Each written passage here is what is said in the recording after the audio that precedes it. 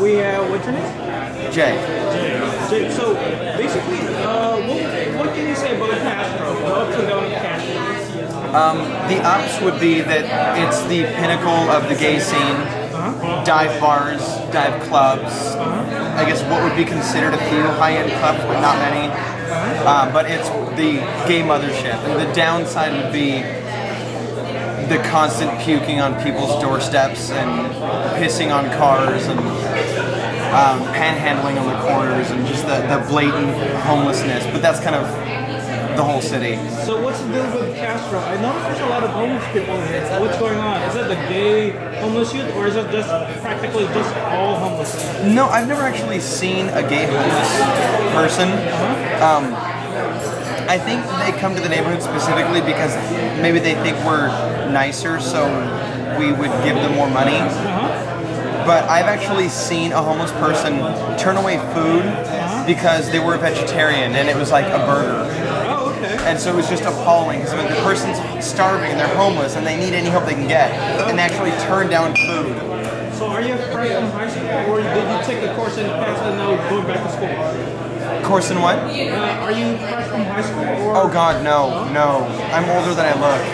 Okay. So what course did you take in the past, or is this the first time you're going back to college? No, I was in college for about 5 years, just taking random classes, had no major, no real direction. I was doing general ed classes, leaning towards theater, and then eventually leaning towards an English major with a minor in speech communications, but it wasn't quite there, and it wasn't kind of my thing. As much as I loved academia, I didn't enjoy college like I thought I would. So I now attend school doing hair at Paul Mitchell on Folsom.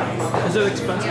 Yes, we're actually, ironically enough, I Googled it. We're the most expensive beauty school in the country. Have you heard the school called Aveda? Oh yeah. So you guys are much more expensive than that. It's more expensive, but it's one of those things of depending on who you talk to. You know, everybody has their brand of choice. Aveda and Paul Mitchell, you know, are the higher end. We have the nicer programs, the nicer facilities, the nicer products, but it just depends on.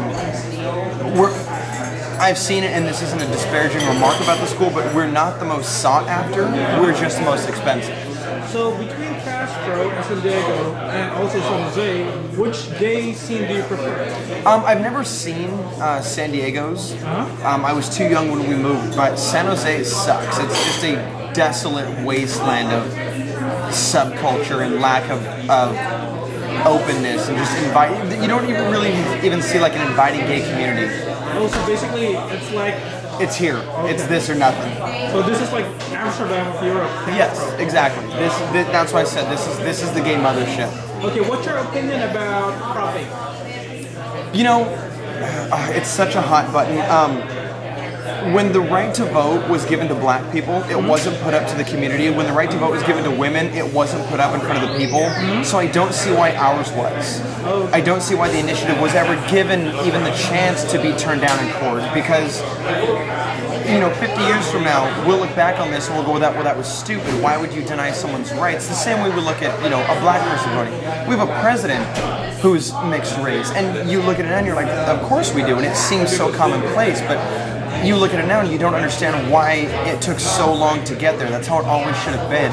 Okay. So you look at gay rights, and it's just stupid that we're fighting as hard as we are and getting nowhere so far. Okay, growing up as a gay guy, are you, starting from younger, were you gay, or did you just become gay recently?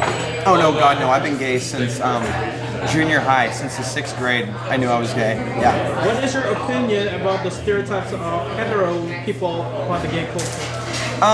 Living here, I see that some of the stereotypes are true. I think most stereotypes are based on fact on some level, whether they're exacerbated or not. But I have seen the queenie, effeminate, hand-flailing, you know, pink-wearing, traditional gay guy that, like, you know, they mock on movies and on TV, and that even, like, my brother makes fun of because he's your typical misogynistic straight guy.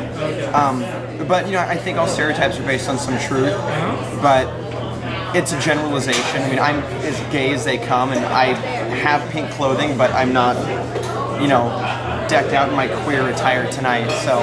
So, in your opinion, what would you classify yourself as, a butch gay, femme gay? No, I'm queer.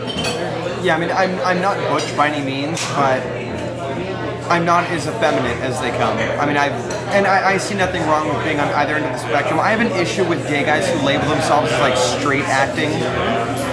If you wanted to act straight, that means that you see something wrong with just kind of being the way you are. If you're just a butch gay guy, then that's one thing. But call yourself that. To say that you're straight acting is to kind of degrade the gay community and say that, oh, I am one of you, but I don't act like that. Okay. So it's a little disheartening. So I noticed in Castro, some people would refer Castro as majority of the gay guys here are older than 30 or 40 years old. Only a few younger gay guys hang around here. Is that true? No. I actually see the majority of the people that I see out are in their early to mid 20s. You see a lot of kids who come out and they're like just 21. Okay. So they're experiencing the scene. But most of the people that go out, my group of friends are all about my age, and they range anywhere from say 25 to 35. But for the most part, you see, mainly newbie kind of kids in the gay community. They're 21 to 25 and seeing what the gay clubs are like. One thing I noticed about, as a bodybuilder, I noticed in the gym, there's a lot of positive case married guys who would experiment with gay guys or bisexual guys. What is your opinion about that topic? I think, there are negative ways to look at everything, and I think that's a very positive way to look at something. If somebody's questioning their sexuality and they're unsure of how they feel, the fact that there is a safe place, granted the gym wouldn't be what you'd expect to be that venue, but that there is a place that they can go and look at other guys work out. It's basically like watching live porn. You watch guys work out, they shower, they're in the steam room. There's no interaction necessarily between them, but they get the experience of being around it, just being in at least a close vicinity to it. Okay. Because a lot of them would never approach somebody in a club or on the street or in a restaurant. So I think it's fine. I think it's kind of fun actually. Okay. So what is your opinion about bisexuality and bi-curious guys? Is it fact or is it like gay guys that can't come out? I always said buy now, gay later. I've never met a single, and this isn't to say that there aren't, but I've never met a single bisexual man who stayed bisexual. Eventually they come out as gay. I think it's a stepping stone. Typically they're people who come from an upbringing or a belief system for whatever reason that you can't be gay, so being bisexual allows them to hold on to that fragment of heterosexuality. They like women, they're masculine, but still give in to the part that they actually want to, and usually it's a transitional stage. But again, I'm not the definitive word on it. I don't pretend to be. It's just my opinion. Are majority of the gay community Democrats or Republicans? Most of us that I've seen are Democratic. I do know a few Republican gays, but I could probably count them on two hands if that. Mainly because our topics are more liberal, they're more outspoken, and they're typically more crass.